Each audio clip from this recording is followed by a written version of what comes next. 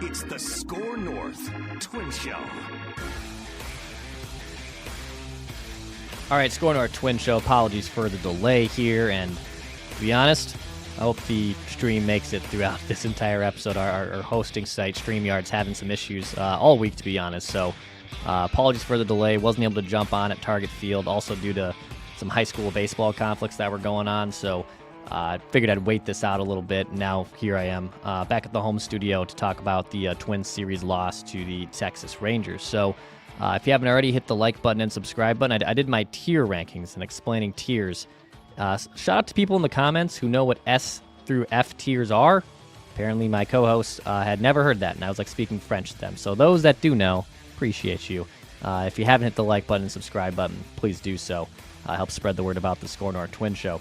Okay, so let's talk about what happened today against Texas Rangers. So no need to really get into too much of the entire game when you lose for the second time in 3 days by 11 to 12 plus runs. The Twins lost today 16-3, got clobbered again for the second time in 3 days against the Texas Rangers team who, on paper, has had one of the worst offenses in the majors this season. Of course, there's some guys in there like Seager and Semien that are household names that, you know, are capable of breaking out at any time.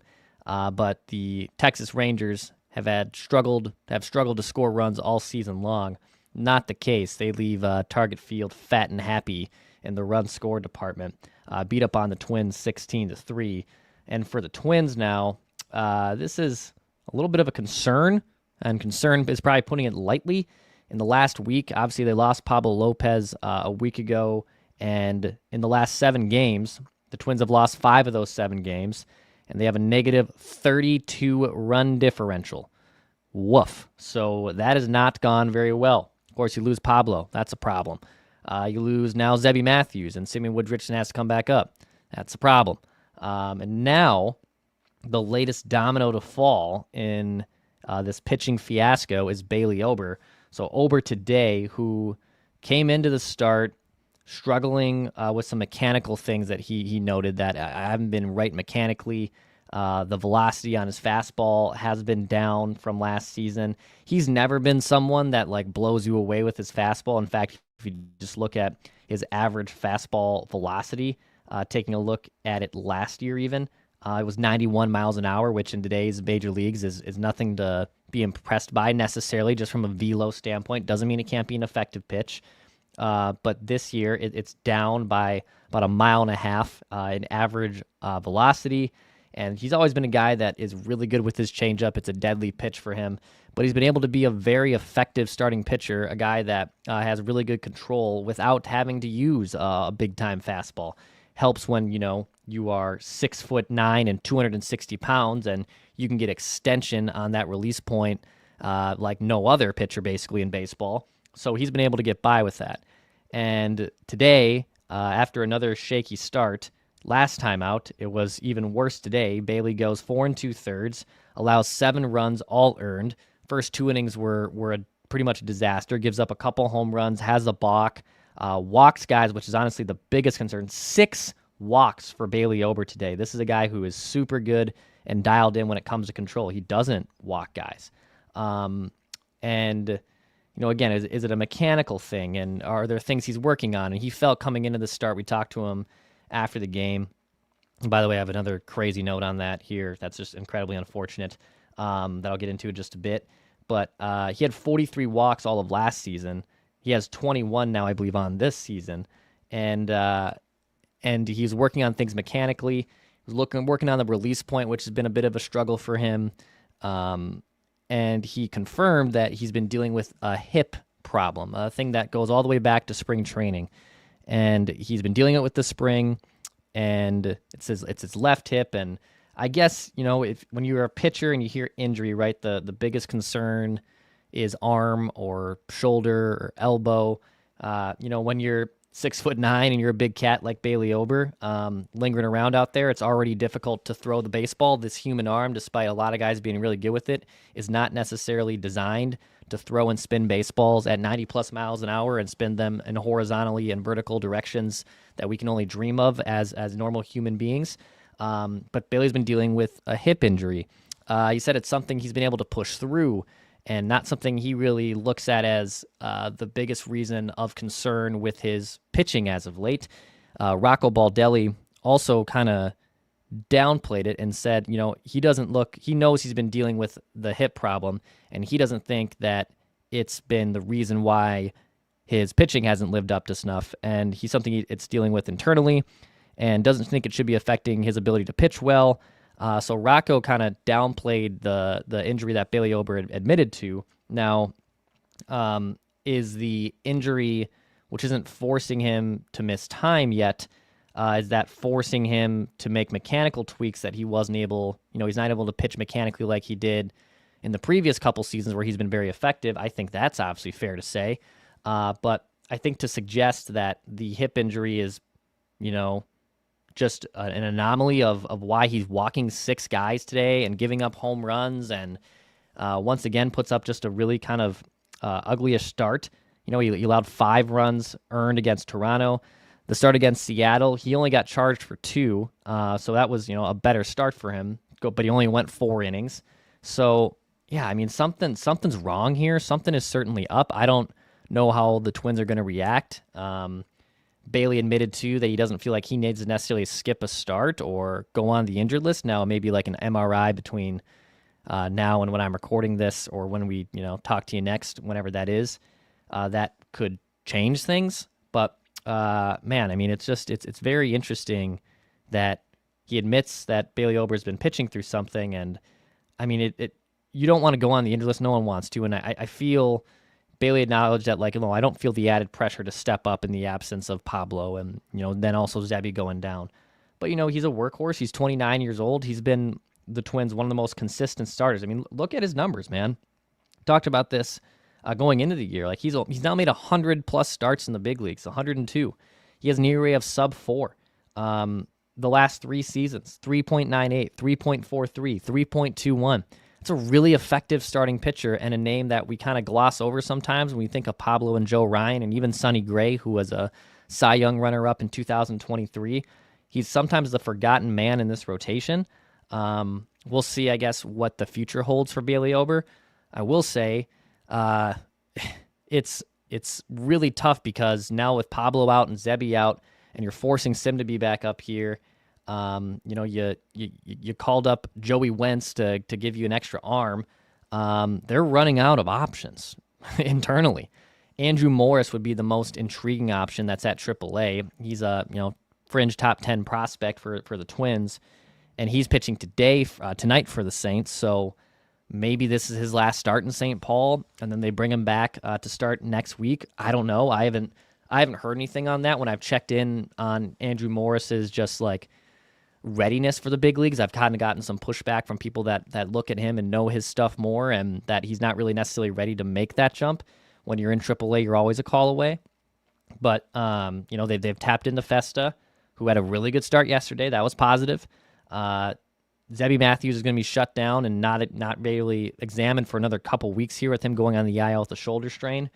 And I think Simeon Woods-Richardson is a bit lost right now trying to figure out how to be an effective starting pitcher after being demoted, coming off the team's Rookie of the Year award. So this puts you in a position externally, if you're Derek Falvey or Jeremy Zoll and just even Rocco and Pete Mackey, where, do you have to make a trade? And the issue it becomes there is when you want to trade out of want versus need, the price goes up, right? That's kind of how that works. If you're an opposing GM, the Twins are now hungry for starting pitchers. And not to say that you can get one for cheap if you weren't in this position with Pablo and Bailey not facing issues and Zebby not being on the IL. You're not going to get one for cheap, but if a team knows you're desperate, you got to pay a tax on that. So that just puts the Twins pitching staff in a really tough spot. And the offense, I know today, not great as a whole. They had 8 hits today, 3 runs. They loaded the bases in the third with nobody out, or was the second, and they couldn't do anything. Yesterday, or the first game of the series, I thought they had some really good at-bats, but again, they were in a hole earlier. And yesterday, their offense was solid, but this went from a team that, with its pitching staff fully intact and its bullpen pitching the way it is, could the offense score 4 to 5 runs and they're probably going to win a game? Now, as an offense, this has to carry them. Like you have to score 6 or 7 to probably feel comfortable to win a game. Not a good spot for the Twins here. They're going to hit the road. They just wrapped up a little homestand here. They're going to go down and play the Astros for 3 games. After that, I believe it's the Cincinnati Reds. So they get to be on the road here for a little bit as they figure things out. They have an off day between the Astros and the Reds series ending and beginning. So an off day on Monday. As of now, Chris Paddock, Joe Ryan, and Simeon Woods Richardson are your scheduled starters to face the Astros. And then Ober's next turn in the rotation is supposed to be 6 days from now against the Cincinnati Reds. So, yeah, tough spot. Also, by the way, I saw this, and it's just incredibly unfortunate. Bailey Ober receiving death threats after his last start. Like, look, I'm in a position here where I get to watch and cover athletes and talk about their strengths and weaknesses, probably even from a position where I have no business assessing a major league talent at times. But to give players death threats is beyond bleeped up. Almost even said the actual word. Like, be better, people. Like, if you're one of those people that's consuming this and you're doing that, like, come on, man. Like, you got to be better than that, people. Not something you should ever be doing. Just really, so you're dealing with that as a pitcher while you're also trying to figure out other things. Just awful. So hopefully, be better than that. And at the same time, from the Twins' standpoint, hopefully they can figure something out here with their pitching staff, because the AL Central lead from the Tigers continues to be strengthened. Twins are now 7.5 games back. Cleveland was off today, so the Twins, having lost 5 of their last 7 games, and their run differential just sinking. I mean, this was their plus 16 run differential. Again, minus 32. I don't expect the Twins to win all 7 games and be plus in the run differential department from a week ago this time, but that is a fall, man. Those are taking it on the chin. And it's where sometimes, can run differential be, it's usually a good indicator of long-term success. Like the Guardians have been minus run differential all season. And here they are, 3 games over 500 doing Cleveland things that always just, surprise people in the game, or whether you're a baseball fan. But they're breathing down the Twins' necks. And Cleveland hasn't had, the starting pitching depth that the Twins have had at their full strength at all this season. They have found ways to win. So I guess maybe, do you take some solace in that? Like, do you take some things that you can take away and say, can the Twins do this? I don't know, man. Pretty brutal, pretty awful. A few other notes here on the SKOR North Twins Show. If you haven't already hit the like button and subscribe button, give us a 5-star rating on Apple and Spotify. Also, we launched the Flagrant Howls YouTube channel, so if you're a Wolves fan, go subscribe to that as well. We're already over 3,000 subs on there, which is badass. A few things. During the course of the game today, I saw the press release that came out. The Twins are going to be on Sunday Night Baseball. They'll be playing the Tigers at the end of the month. That game got flexed in Detroit from a standard afternoon game to Sunday Night Baseball. So I was trying to figure out, when was the last time the Twins played on Sunday Night Baseball? And it's been a while. It's been 5 years. You have to go back to the pandemic season in 2020 when I believe Twins played the Chicago Cubs. So since September of 2020, that was the last time they were on Sunday Night Baseball. The last time the Twins hosted Sunday Night Baseball was all the way back in 2010, 15 years ago. I was still in high school. I'm now 32 years old. That was August 22nd, 2010. So I know the procedure with picking national games is Fox gets the first dibs, and then ESPN gets dibs, and now Apple TV and Roku are in the mix. But I get it, for the majority of this tenure of, like, especially 11 through 17, without 17 being a pop-up year, like, the Twins have been not exactly an exciting team to be putting in prime time. But that's incredible. The Twins have not played in Sunday Night Baseball in Minneapolis since 2010. There's been an all-star game since then. Think about that.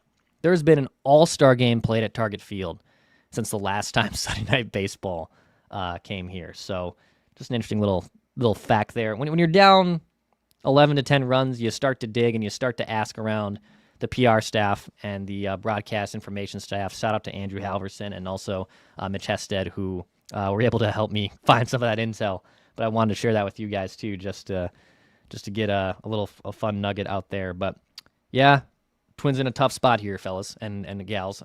They have now lost 5 of 7 games. They're hitting the road here against the Astros and Reds. So hopefully the Twins dig themselves out. They will be back at home against the Milwaukee Brewers after that. That should be obviously always a fun series when Milwaukee, Twins' closest rival, trots to town. Should be hopefully pretty packed at Target Field for that one.